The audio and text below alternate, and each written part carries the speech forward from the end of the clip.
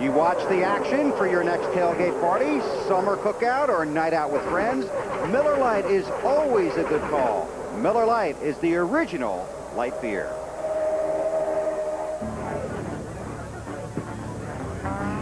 Can you believe all these caution flags this week?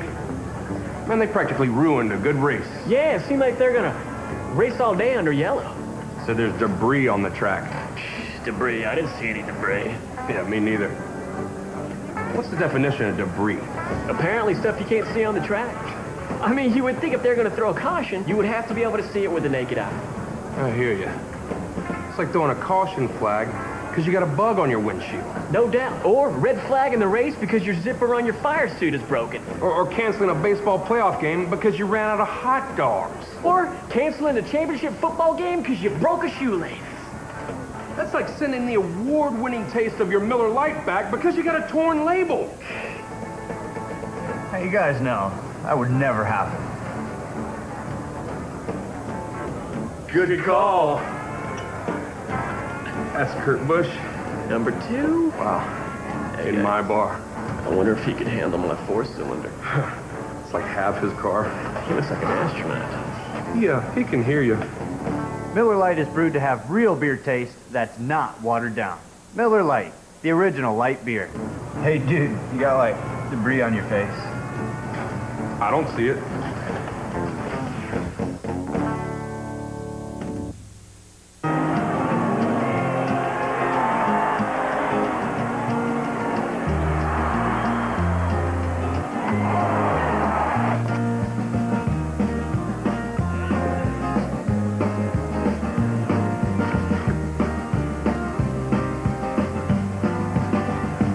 Here's to the light beer that wins award after award, year after year.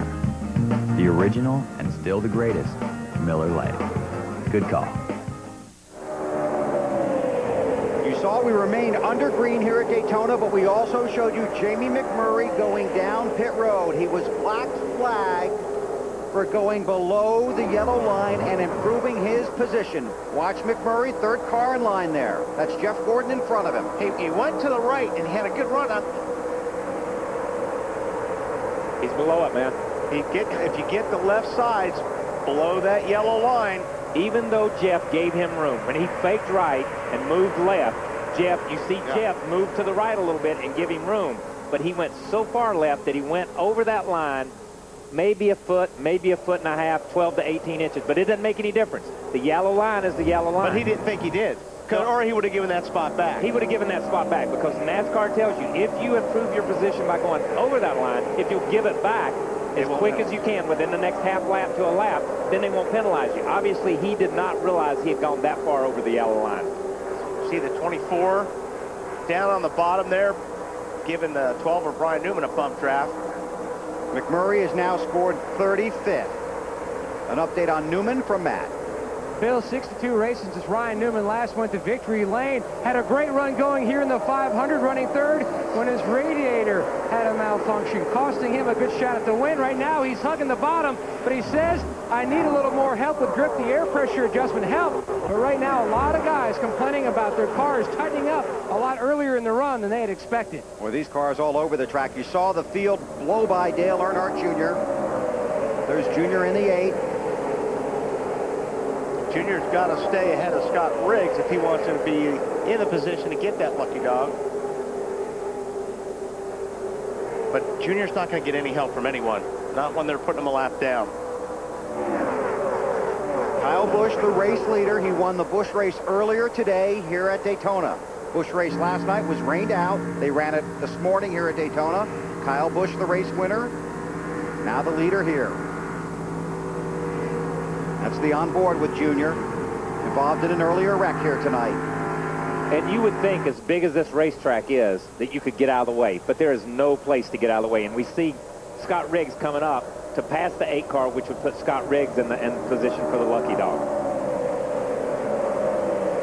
I'm not sure Junior is going to be able to even hang with the draft. We'll be interested to see if he can. But a lot of damage was on that right rear quarter panel, and you sure need that here at Daytona. 37 laps complete. This portion of NASCAR on TNT's Wide Open coverage brought to you by AutoZone.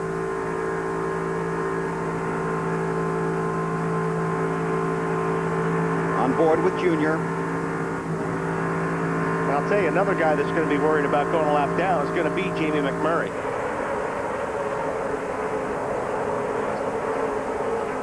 Well, Larry, how would you like to be crew chief on car 26 right now? Well, Larry Carter, his crew chief, has got to be quite a coach right now. We always talk about the draft at Daytona and Talladega, and we can take 10 or 15 minutes to describe it. But in simple form, on the stopwatches, what we go by right now with him being by himself and not in a pack, he is anywhere from 3/4 of a second to a full second slower than that pack up there. The biggest thing they need, boys, a good old caution right now. McMurray is in turn 4, and the field is just about halfway down the backstretch right now. And they are coming. When you're coming... Maybe if we get a caution here, probably what we'll do, since we'll be the lucky dog, we'll come in and pull that soft rubber out of the... He actually only be the lucky dog if he loses a lap. Marty? Well, guys, pacing the field right now is Kyle Busch up front, Bill, and you mentioned he won the NASCAR Busch Series race this morning. After that race, NASCAR confiscated the front springs from the 5 Busch Series car. Now, they did not take away the win from Kyle Busch, but they are taking them to the NASCAR Research and Development Center in Concord, North Carolina. They are going to study those front springs to the 5 team on the NEXTEL Cup Series side with a little bit to prove tonight as well. And Marty, they're taking them because they were very close to the tolerance. Exactly. They were very close to the tolerance, and NASCAR just wants to look at them. Unlikely, though, that they will take away the win from earlier today. Yeah, they were very close on their field test machine, and they want to take it to their R&D, and I mean very close. So they're just double-checking it once they get them back to Charlotte. But I'm going to tell you something. There is so much technology in springs now that these Cup guys are using. You know, used to, you'd take a spring that was 13, 14 inches tall, you cut it off to 8.5 inches, whatever, rate it and see what it was. And it was a progressive spring. It would start at 800, go to 1,500 or 2,000 pounds. These guys have 8.5, 8 3/4 inch inch springs that are flat linear springs. They'll be 800 pounds all the way out. So it's pretty spectacular to see how the technology has changed in that area. Clint Boyer pushed to the lead there. Yeah, no kidding. Carl Edwards helping out. Larry? Yeah, I think we need to expand on this front spring situation. When you look at the Nextel Cup cars, there's really no rule on the rate of the front springs. You can do whatever you want.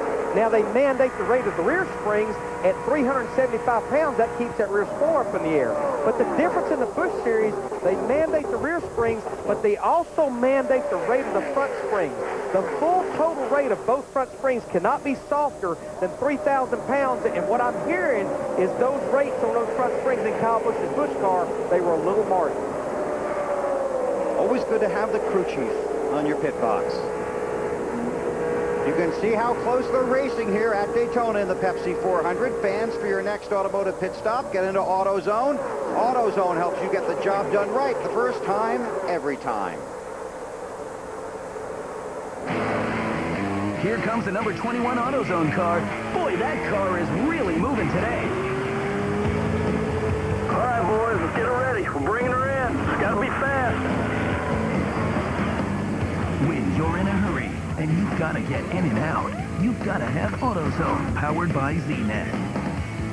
ZNet gives you pictures, diagrams, and instructions. It's innovative technology, helping you get what you need faster, so you can do the job right the first time, every time. Good job, guys. Good job. AutoZone, powered by ZNet. Don't miss out. Get to AutoZone to take the new ZNet system for a test drive. ZNet provides vehicle-specific repair information that gives you step-by-step instructions.